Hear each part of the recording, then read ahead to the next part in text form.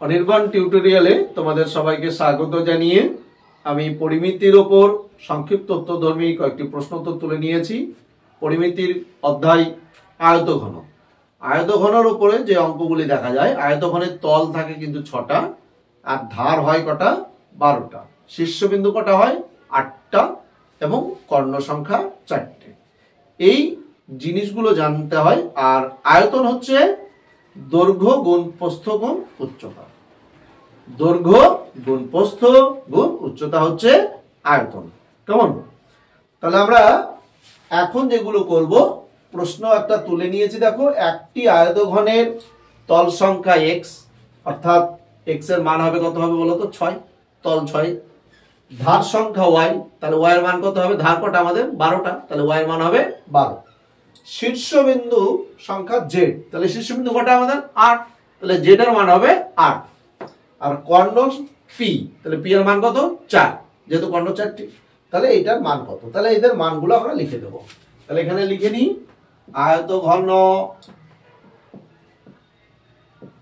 আয়তঘনকটির তল সংখ্যা। আয়তঘনকটির তল সংখ্যা কত লিখবো আমরা? x সমান কত? 6। আয়তঘনকটির ধার সংখ্যা, ধার সংখ্যা কত লিখবো? y মানে 12। আয়তঘনকটির শীর্ষবিন্দু সংখ্যা, শীর্ষবিন্দু সংখ্যা z সমান কত লিখবো? 8। আর কর্ণের সংখ্যা p সমান 4। আমরা মান লিখে নিলাম। আমাদের এবার অঙ্ক কি হচ্ছে? x minus y plus z plus p। তাহলে x সমান কত লিখবো? x সমান 6, y সমান 12, z সমান 8 আর p সমান 4। তাহলে প্লাস কোনগুলো? প্লাস 6 প্লাস 8 প্লাস 4, তাহলে 8 আর 4 12, 12 আর 6, 12 আর 6 কত হয়? 18, প্লাস 18 আর মাইনাস কত আছে? 12, তাহলে বিয়োগ করলে কত হবে? 6। তাহলে উত্তরটা কত হলো? 6। পরবর্তী অঙ্ক, দুটি আয়তঘনের মাত্রাগুলির দৈর্ঘ্য 4, 6, 4। মাত্রা মানে কি?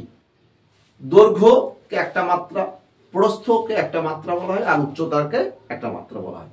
অর্থাৎ দৈর্ঘ্য 4, প্রস্থের পরিমাপ 6 আর উচ্চতার পরিমাপ 4।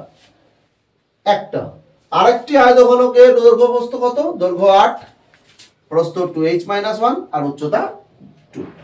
তাহলে আয়তঘন দুটির ঘনফল সমান। ঘনফল মানে আয়তন। তাহলে আয়তনটা সমান বলেছে, তাহলে আয়তনের সূত্র কি?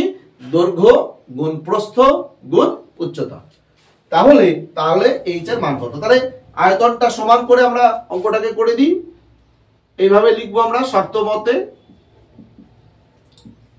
দৈর্ঘ্য আয়তঘনকের, প্রথম আয়তঘনকের ক্ষেত্র আয়তন 4 গুণ 6 গুণ 4 সমান সমান দ্বিতীয় আয়তঘনক 8 গুণ উচ্চতা কত?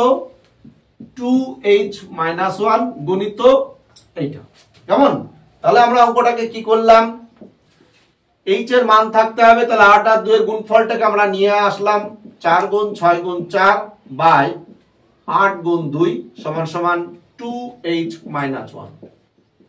তাহলে কাটাকাটি করি আমরা। 4 দুগুণে 8, 2 দুগুণে 4, 2 2। তাহলে কত হলো আমাদের? কাটাকাটি করার পরে কত থাকলো? 6।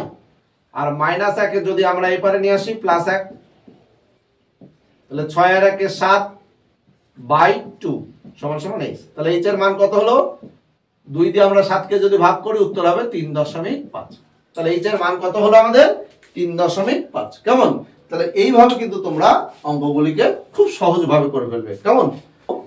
একটি ঘনকের প্রত্যেকটি ধারের দৈর্ঘ্য 50% বৃদ্ধি পেলে, তাহলে ঘনকের ধারের দৈর্ঘ্য বৃদ্ধি পেলে, বৃদ্ধি পাওয়ার আগে তো কিছু ছিল, ঘনকটির সমগ্রতলের ক্ষেত্রফল শতকরা কত বাড়বে? তাহলে ঘনকের সমগ্রতলের ক্ষেত্রফল ফর্মুলা কি? ঘনক 6টা তল, এক একটা তল বর্গাকার, তাহলে বর্গক্ষেত্রের ক্ষেত্রফল হচ্ছে বাহুর দৈর্ঘ্য গুণ বাহুর দৈর্ঘ্য, অর্থাৎ বাহু স্কয়ার। তাহলে 6টা তল, একটা তলের দৈর্ঘ্য ক্ষেত্রফল যদি স্কয়ার হয় মানে বাহু স্কয়ার হয়, তাহলে 6টা তলের ক্ষেত্রফল কত হবে? 6 × বাহু স্কয়ার। কেমন? তাহলে আমরা প্রথমত ঘনকের একটা ধারের দৈর্ঘ্য আমরা একটু কিছু একটা ধরে নিই, কেমন? তাহলে লিখি, ধরি ঘনকটির একটি ধারের দৈর্ঘ্য x। তাহলে ঘনকটির সমগ্র তলের ক্ষেত্রফল, সমগ্র তল মানে হচ্ছে 6টা তল, একটা তলের ক্ষেত্রফল বাহু স্কয়ার, তাহলে 6টা তলের ক্ষেত্রফল 6 ইনটু বাহু স্কয়ার হয়ে গেল। আমাদের এখানে একক কোনো একক দেওয়া নাই, তাই আমরা একক লিখলাম আর এটাকে ঘন একক লিখলাম। এখন বলছে ধারের দৈর্ঘ্য 50% বৃদ্ধি করতে হবে, তাহলে পরিবর্তিত ঘনক কি লিখবো? পরিবর্তিত ঘনকটির একটি ধারের দৈর্ঘ্য, একটি ধারের দৈর্ঘ্য 50% বাড়াচ্ছি, বৃদ্ধি করছে, অর্থাৎ যোগ, যা বাহু আছে তার সঙ্গে 50% কি করলাম? বৃদ্ধি করলাম। তাহলে কি দাঁড়ালো? x প্লাস 50 দুগুণে 100 x বাই 2 কি লিখলাম? x plus x by 2। তাহলে লসাগু যদি আমরা 2 করি তাহলে 2x প্লাস x, তাহলে কত হয়? 3x by 2। কত লিখলাম? 3x by 2। তাহলে পরিবর্তিত ঘনকটির সমগ্র তলের ক্ষেত্রফল কি লিখেছি এখানে? পরিবর্তিত ঘনকটির সমগ্র তলের ক্ষেত্রফল কি লিখেছি? সমগ্র তলের ক্ষেত্রফল। তাহলে সমগ্র তলের ক্ষেত্রফলের ফর্মুলা কি? 6 ইনটু বাহু স্কয়ার, তাহলে 6 ইনটু বাহু স্কয়ার, তাহলে কি দাঁড়ালো? 6 ইনটু x স্কয়ার ইনটু 3 তিরিক্ষা 9 বাই 2 দুগুণে 4, 9 4। তাহলে 6x স্কয়ারের সাথে কত গুণ হলো? 9 বাই 4 গুণ। আমাকে প্রশ্ন কি বলেছে? শতকরা কত বৃদ্ধি পাবে, তাহলে 100 দিয়ে বের করতে হবে। আমরা এইখানে জায়গাটা নেই, আমি এইখানে বাকি অঙ্কটা করছি, কেমন? তাহলে বৃদ্ধি কি লিখলাম? বৃদ্ধি, বৃদ্ধিটা কিভাবে হবে? পরবর্তী যেটা হয়েছে 6x স্কয়ারের সঙ্গে 9 বাই 4 গুণ মাইনাস আগে কত ছিল? 6x স্কয়ার ভাগ আগে যেটা ছিল গুণ 100 শতকরার জন্য। তাহলে 6x স্কয়ার কমন নিলাম, থাকলো কি? 9 বাই 4 বিয়োগ 1, এই যে জায়গাটায় 6x স্কয়ার কমন নিলাম, তাহলে থাকলো কি? 9 বাই 4 বিয়োগ 1। এই ভাগটাকে আমরা কি করলাম? এটাকে উল্টিয়ে দিয়ে লিখলাম এইভাবে, হলো এই 6x স্কয়ার এই 6x স্কয়ার কেটে গেল, থাকলো কত? এদের মধ্যে বিয়োগফল আছে 4 লসাগু, 9 কে 9, 1 এর নিচে কিছু নাই, তাই জন্য কি করতে হবে? পুরোটাকে গুণ, 4 1 কে 4 গুণ 100। তাহলে 9 থেকে আমরা কাকে বাদ দিচ্ছি? 5 কে, তাহলে 5 বাই 4 গুণ 100, 4 25 100, 5 25 125%। তাহলে ঘনকের সমগ্র তলের ক্ষেত্রফল কত বৃদ্ধি পেল? 125%, কেমন? পরবর্তী অঙ্ক, 3টি নিরেট ঘনক, 3খানা, কটা? 3টে নিরেট ঘনক যাদের প্রত্যেকটি ধারের দৈর্ঘ্য, মানে এক একটা ধার মানে ঘনকের একটা ঘনকের একটা ধার 3 সেমি, প্রথম ঘনক। দ্বিতীয় ঘনকের ধারের দৈর্ঘ্য 4 সেমি, কারণ ঘনকের প্রত্যেকটা বাহুর দৈর্ঘ্য সমান। তৃতীয় ঘনকের বাহুর দৈর্ঘ্য 5 সেমি।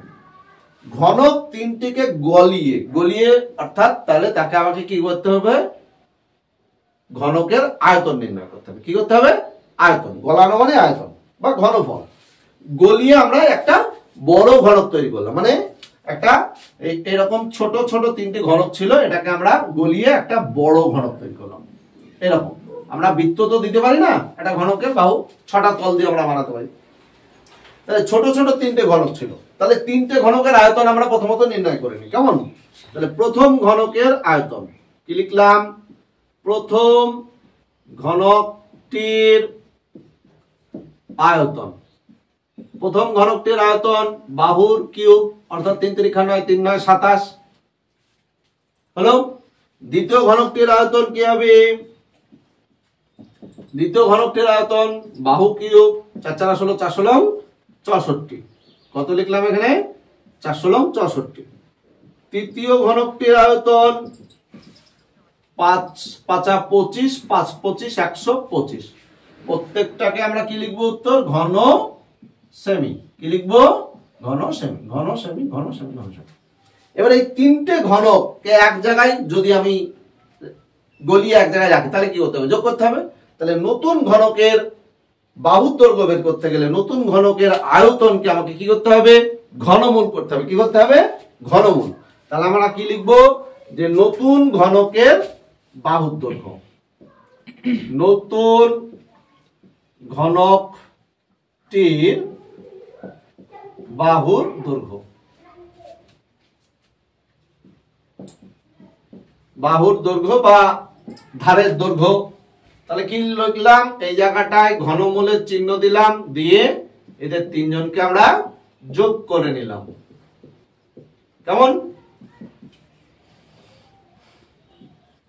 যোগ করি। 5 4 9 9 7 16 হাতে 1 3 6 3 9 2 11 হাতে 1 216। 216 ঘনমূল হচ্ছে 3টে 6 এর গুণফল হচ্ছে 216। তাহলে 6 গুণ 6 গুণ 6 ঘনমূলের মধ্যে তাহলে একটা বের হয় 6। তাহলে 6 সেমি। তাহলে আমরা কি পেলাম? নতুন ঘনকটির একটি ধারের দৈর্ঘ্য কত পেলাম? 6 সেন্টিমিটার। কেমন? তো এইরকম আরো কয়েকটি অঙ্ক তোমাদের সামনে আমি তুলে ধরবো। পরবর্তী অঙ্ক নিয়ে এসেছি দুটি ঘনকের আয়তনের অনুপাত 1:27। অর্থাৎ দুটি ঘনক, একটা ঘনকের আয়তন 1 আর দ্বিতীয় ঘনকের আয়তন ভাগার 27। আয়তন দেওয়া আছে। উত্তর চাইছে ঘনক দুটির সমগ্র তলের ক্ষেত্রফল। সমগ্র তলের ক্ষেত্রফল বের করতে গেলে আমার সূত্র হচ্ছে 6 × বাহু স্কয়ার। তাহলে বাহুর দৈর্ঘ্য আমাদের জানার দরকার। তাহলে বাহুর দৈর্ঘ্যটা কোথায় থেকে পাবো? আমাকে ওই যে আয়তনের অনুপাত দেওয়া আছে, আয়তন থেকে কিন্তু আমাকে বাহুর দৈর্ঘ্যটা বের করতে হবে সর্বপ্রথম।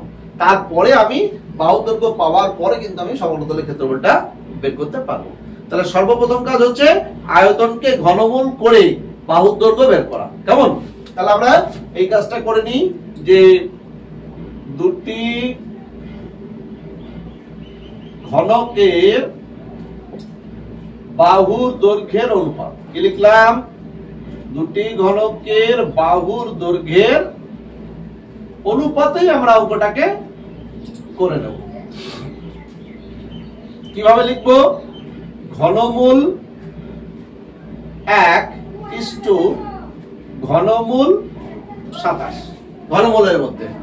তাহলে 1 এর ঘনমূল কত হবে? 1 হবে। আর 27 এর ঘনমূল মানে কি? 27 এর ঘনমূল মানে আমাদের 3 3 9 3 9 27। 3টি 3 এর গুণফল হচ্ছে 27। তাহলে একটা 3 বাইরে বের হবে, তাহলে কত হবে? 1:3। তাহলে দুটি ঘনকের বাহুর দৈর্ঘ্যের অনুপাত হলো 1:3। তাহলে ধরি প্রথম ঘনকটির বাহুর দৈর্ঘ্য x, 1 দিয়ে গুণ করলাম x। দ্বিতীয় ঘনকটির বাহুর দৈর্ঘ্য 3x। তাহলে বাহুর দৈর্ঘ্য বেরিয়ে গেল। এখন কিন্তু আমি সমগ্র তলের ক্ষেত্রফলটা বের করতে পারবো। তাহলে কি লিখি এখানে? ঘনক দুটির সমগ্র তলের ক্ষেত্রফল। কি লিখলাম?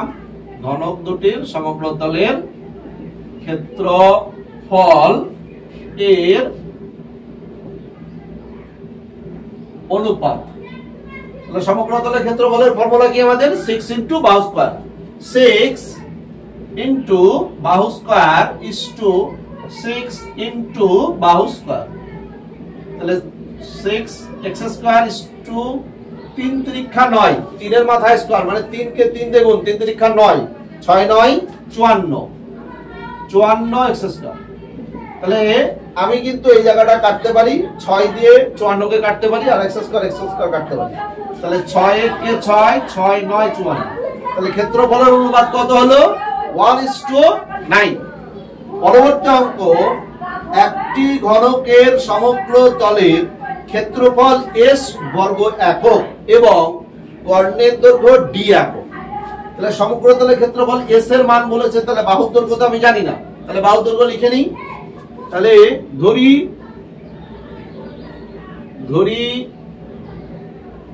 ঘনকটির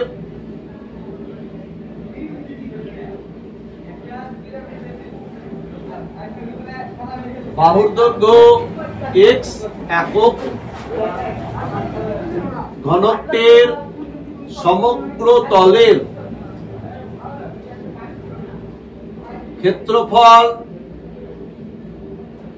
এস সমান 6 ইন্টু বাহু স্কয়ার, ঘনকটির কর্ণের দৈর্ঘ্য কি লিখলাম, কর্ণের দৈর্ঘ্য। এই সূত্রগুলো কিন্তু তোমাদের মনে রাখতে হবে, কেমন, √3 ইন্টু বাহু।